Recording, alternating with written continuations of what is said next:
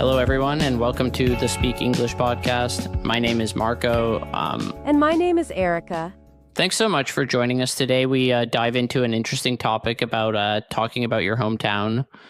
We're really excited about this episode because we're going to talk about a topic everyone has a personal connection to, our hometowns. That's right. It's one of those topics that comes up all the time in conversations. Whether you're meeting someone for the first time, traveling, or just chatting, people often ask, "So where are you from?" And suddenly you find yourself talking about your hometown. Exactly. We thought it would be great to explore how to talk about your hometown in English, diving into details, stories, memories, and even a few fun facts. By the end of this episode, you'll be ready to talk about your own hometown with confidence, and maybe even feel a little more connected to where you're from. That's the goal. So, Erica, why don't we get started? Tell me a little bit about where you're from. Gladly. I'm from a small town in the Midwest called Cedar Valley. It's one of those places where everyone knows everyone. It's got this great combination of natural beauty with rolling hills and tons of trees and a strong community vibe. People there are friendly, and it has that classic Main Street feel. I can already picture it. Small town America with a main street that has, let me guess, probably a diner, a small grocery store, maybe a town hall. You're spotting, Marco. We even have a little movie theater that shows older movies on weekends. It's not super fancy, but it's cozy and has this charm you just can't find in big cities. So what about you, Marco? Where's home for you? I'm from Genoa, Italy. It's a port city, one of the oldest in Europe, with a history that goes back over 2,000 years. There's a mix of everything in Genoa: ancient buildings, narrow alleyways, big bustling markets. It's the kind of place that's full of life and history at every corner. Wow, that sounds incredible. I can't even imagine growing up surrounded by so much history. Did you live near the water? Yes. Growing up near the port was amazing. We could smell the sea air all the time, and there was always this bustling energy with boats coming in and out. The Mediterranean has this beautiful blue color, and there's something magical about seeing ships from all over the world dock at the harbor. It's like a constant reminder that the world is bigger than your own backyard. That sounds so beautiful. I love that idea of a hometown that's part of a larger world, like you're always connected to something bigger. Cedar Valley is definitely more, well, how can I put it, isolated or itself? We're kind of out in the middle of nowhere, surrounded by farmland and forest. But that's what makes it feel like a true escape from everything. I think there's something to be said for both, honestly. Being from a small, tight-knit town has its charm too. People in big cities sometimes miss out on that sense of community where everyone really looks out for each other. Totally. I remember growing up, my neighbors were practically family. If you needed a cup of sugar, you just popped over to someone's house, no problem. And everyone knew everyone's business, for better or worse. Oh yes, I can relate. In Genoa, even though it's bigger, we have something similar in certain neighborhoods. The alleys, called Carugi, are narrow and winding, so you often run into the same people every day, and you get to know each other. It's a bit like having a big extended family spread across the city. That's amazing. Speaking of family, did your family have any particular traditions tied to Genoa? Maybe something unique that only people from Genoa would understand? Oh yes, definitely. One big thing is our pesto. Genoa is the birthplace of pesto alla Genovese, and we take it very seriously. Growing up, my family had this little tradition of making homemade pesto every Sunday. We'd use fresh basil, pine nuts, garlic, parmesan, and olive oil, all ground together in a mortar and pestle. No shortcuts. Wow, that sounds delicious. I think I'd get hungry every Sunday just smelling it. There's something about family food traditions that really connects you to where you're from, Torsen eaters. In Cedar Valley, we have our own kind of food culture, though maybe not as ancient as Genoa's pesto. I'm curious, what's a typical Cedar Valley specialty? Oh, that's an easy one. We're all about comfort food, especially when it's cold out. I'd say a Cedar Valley classic is a good old-fashioned pot roast. My mom makes this amazing one with tender beef, carrots, potatoes, and onions. Patrol. She slow cooks it all day. And by dinner time, the whole house smells like home. That sounds so cozy. I think food like that is really at the heart of what makes a hometown feel special. It's amazing how those smells and tastes can bring you back to a place, even if you're halfway across the world. Absolutely. Food is like a time machine. Even when I make pot roast here, it reminds me of family dinners, of everyone gathered around the table. And I know it's something that's shared across Cedar Valley. Most families I know have their own version of it. It's amazing how food can connect people to a place and to each other. You know, speaking of memories, one of my favorite spots growing up in Genoa was the Piazza dei Ferrari. It's the main square of the city, and it has this beautiful fountain in the center. As kids, we'd run around the fountain pretending it was some magical portal or something. A fountain as a portal? I love that. It sounds like you had such a playful childhood. I can almost picture little Marco running around with his friends. Yep, that was me. The whole square was like our playground. And even now, when I go back, I can still feel that magic. I think every hometown has those kinds of spots, places that hold a piece of who you are.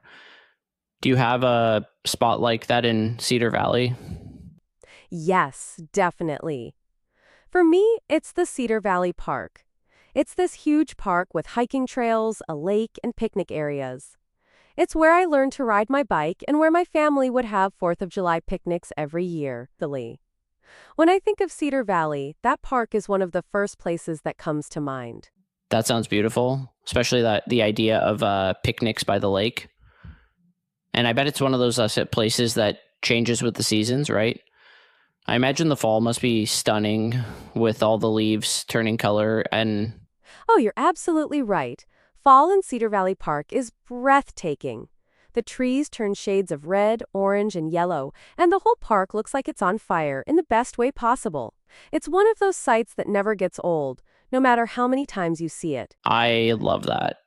Fall in Genoa is different. We don't get as many dramatic colors, but there's this unique golden light that hits the buildings, especially in the late afternoon. It gives the whole city this like warm, glowing feel. It's hard to describe, but it feels like the city itself is alive, breathing with the change in season. That sounds so poetic, Marco. I think it's amazing how two places can be so different and yet hold the same kind of beauty in their own ways. It's like each hometown has its own soul, its own personality. Exactly. And you know, that's what I love about traveling and meeting people from different places. You get to hear about all these unique details, the little things that make each place special. It's a reminder that there's so much diversity in the world, yet everyone feels connected to their hometown in a similar way. Yes, that's so true. Speaking of diversity, did Genoa have a lot of people coming and going? I imagine being a port city, there must have been a constant mix of different cultures. Oh, definitely. Genoa has always been a bit of a melting pot. We have people from all over Italy, but also from North Africa, South America, and other parts of Europe. There's this vibrant mix of languages and traditions.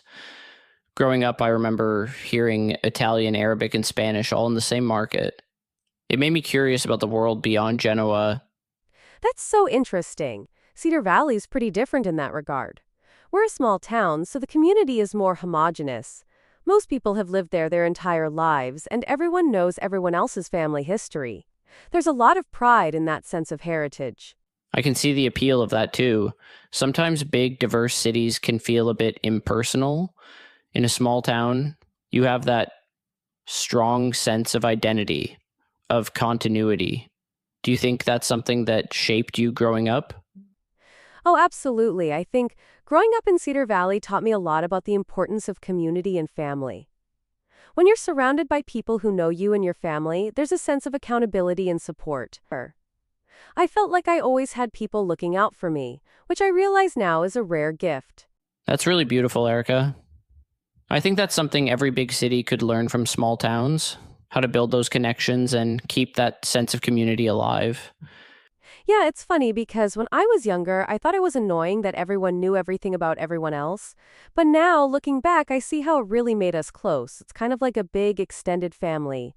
I can totally see that. And honestly, even in Genoa, we have neighborhoods that feel like that. Like My grandmother's neighborhood, for example, was very much like one big family. People would watch out for each other, and if someone needed help, the whole neighborhood would pitch in.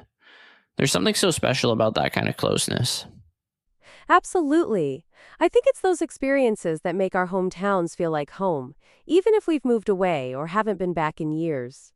It's not just the place, but the people and the memories. Exactly. Speaking of memories, do you have any favorite childhood memories from Cedar Valley? Something that really captures what it was like growing up there? Oh, I have so many, but one that stands out is our winter sledding tradition. Cedar Valley gets a good amount of snow in the winter, and there's this big hill at the park that becomes the unofficial sledding spot. Every kid in town would be there with their sleds, and parents would bring hot chocolate in thermoses. It was this big community event, and it's one of those memories that really defines winter for me. That sounds amazing. I can imagine the laughter, the bundled up kids, and that thrill of racing down the hill. It's those kinds of shared traditions that make childhood so magical. Definitely. And it's funny, I still get a little thrill every time I see a sled or smell hot chocolate. It brings me right back to those snowy days in Cedar Valley. What about you, Marco? Any childhood memories that really capture life in Genoa? One that comes to mind is the yearly festival we have called the Festa della Madonna della Guardia.